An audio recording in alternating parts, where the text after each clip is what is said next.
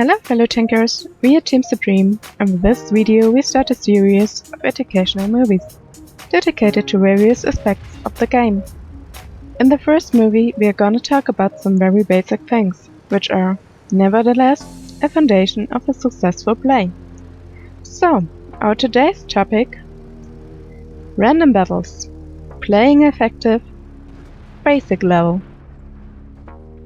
For the next several examples, we are going to show you how to adapt to the ever-changing battle situations and how to be useful for your team, while improving your statistics at the same time.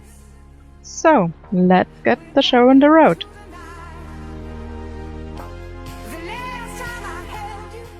First, at the start of every random battle, you should analyze the lineup of both teams.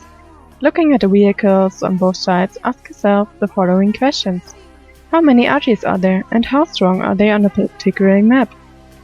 On the open, artillery is the most dangerous beast. How mobile are the teams? A team having more lights and mediums is more capable of taking some key positions on a map quickly. How many tank destroyers are there? TT can't be too active and would often take conservative positions, but you should always remember about them, they can do some devastating damage. In the first replay, Applebow is driving in his Patton, a tier 10 medium, on mines. Here's how he described his thoughts at the start of the battle. I looked at the lineups and saw no artillery, but there were many mediums and lights. In this case, my tank would be most effective in the center of the map. It's a key area. Our player quickly drives to take a position near the rock. From there, we can easily shoot at enemy tanks which are trying to drive up the hill. It's a great position for the start, allowing you both to attack and to retreat safely. Remember it. However, the opponents are playing passively in the middle, and Applebow immediately switches his attention to another key direction on the map, the island, 1-2 line. By creating crossfire, our player helps his allies to knock out enemy tanks. If the situation allows this and there's no direct threat near to you, always try to help your allies on the nearby flanks. In this case, you'd probably shoot at the low armored sides of the enemy vehicles. In World of Tanks, it's crucial to be in the right place at the right time. If you play a light or medium tank, you've got to use your camouflage and mobility advantages while keeping your eyes on the overall situations across the map. You should always have a look at the minimap, not just focusing on your local zone. Let's see some examples. It's hard to underestimate the importance of light tank on an open map, such as high resilient. Not using your advantages would just be a crime here, especially when there are so many arties in a battle. FC Dynamo is well aware of this. He drives with no hesitation to take one of the key positions for lights, the bushes at E1. It's a risky move, but in this case, there is only one light in the opponent's team. The risk is worth it. It's good to remember that you have to stay calm and don't shoot. Just spot for your allies.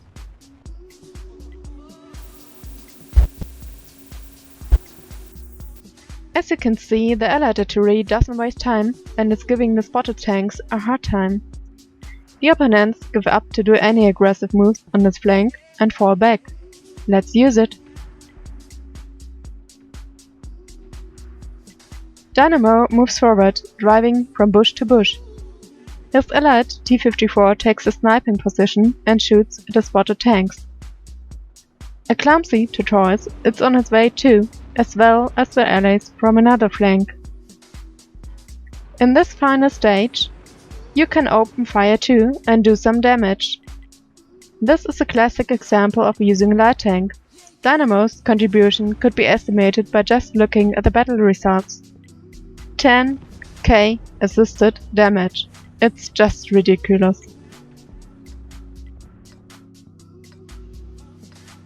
When playing a light tank, you should try to perform two main activities: spotting and intercepting and destroying enemy scouts. Let's see an example.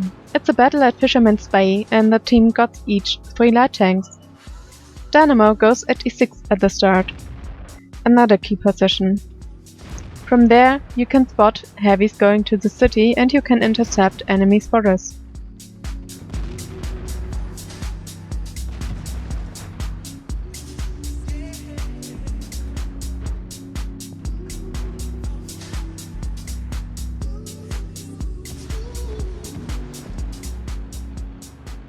Playing smart, Dynamo damages 2 enemy scouts and destroys another one.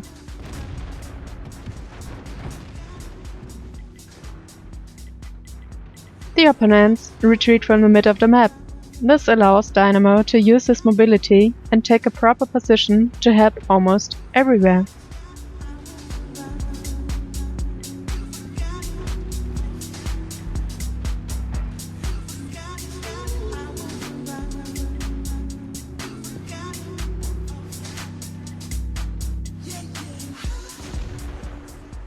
The rest of the battle he is playing as a sniper.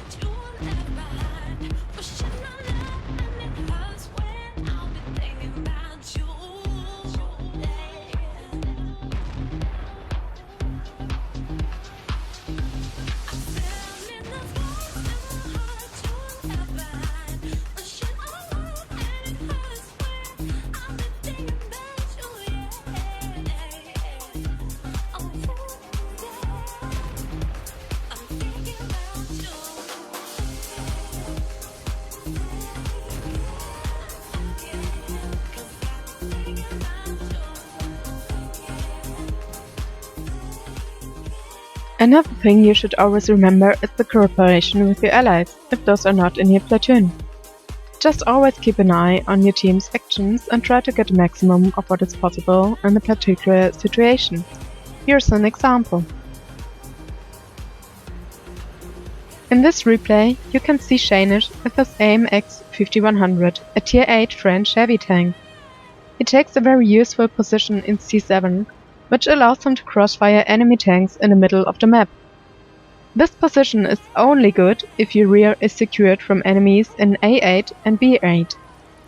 In this battle, allies secured those squares, and that's why Shanish took his position. In different situations, this decision might become a disaster. He could be easily shot down in the back. Use this example to remember a principle. Your allies' and opponents' actions make certain positions good or bad as the battle goes on.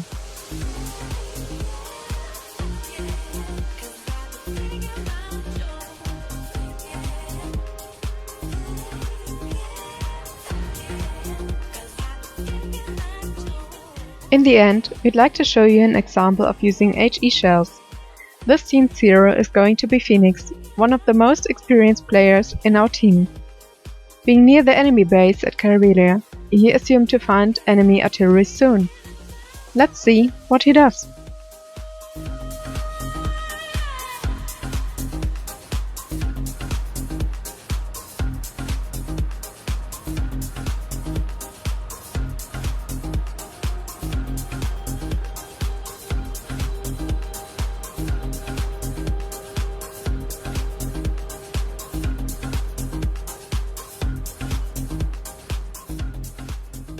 As you can see, HE shells penetrate the Batchat's thin armor easily and cause full damage. It allows Phoenix to reliably destroy this arty with 2 shots, while using normal shells could lead to 3 shots. This seemingly small thing can become a critical issue in your duels with low armored opponents, such as some French tanks or open-top vehicles like Rheinmetall Borsig and TDs with the same branch. HE shells not only cause full damage to such vehicles, but also destroy its modules and crew.